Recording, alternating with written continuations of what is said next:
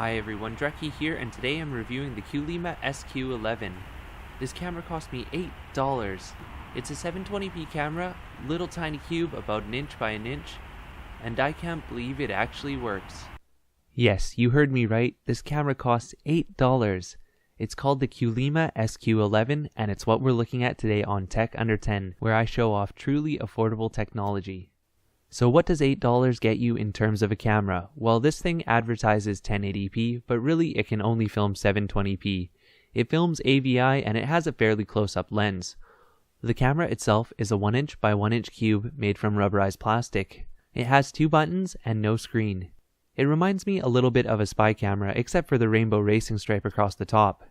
It was a little bit confusing to learn how to use this thing. The mode button switches between modes, the first being 720p, the second being 1080p, and the third being photo mode. The power button also is the record button. You just tap it quickly, the light flashes 3 times, and then goes out. That means it started recording. I was a little bit confused because I thought tapping the power button was turning it off at first, but it turns out the camera ended up recording for a couple minutes in my pocket. There were several things that surprised me about this camera. First of all, the fact that it even turns on and records. Not only that, but the video quality isn't bad, and the audio quality is actually acceptable too. As long as you don't speak too loudly, voices are quite clear and easy to understand. As you can hear, there's not really much in the way of traffic noise, background noise right now, so I wanted to just test and see what it sounded like when there wasn't that garbled audio processing in the background. Ooh. It's really icy here right now. When the camera is set on a solid surface, the video quality is actually pretty good. Objects have a decent amount of resolution and you can tell what they are. The color is fairly accurate, if a little bit on the warm side. It's not really 1080p, but that's something I can forgive. Due to the fact that this is an $8 camera. $8! I'm still having trouble believing it. The one thing that takes away from this camera's usability as a spy camera though, is that the lens is quite close up.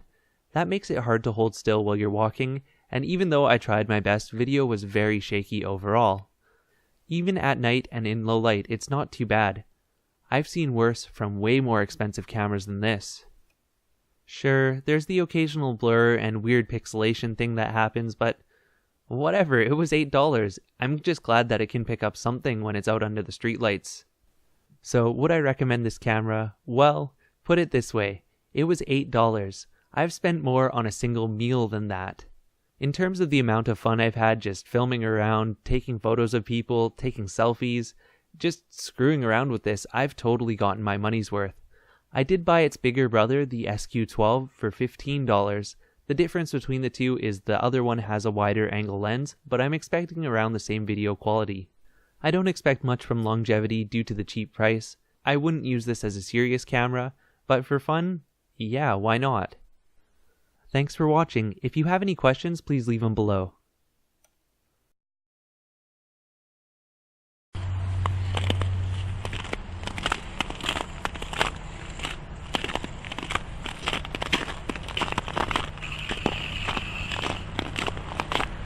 So as we're walking here, I have the little SQ11 device attached to my phone, which is attached to a stabilizer. We'll see, maybe that will help make the video a little bit more stable.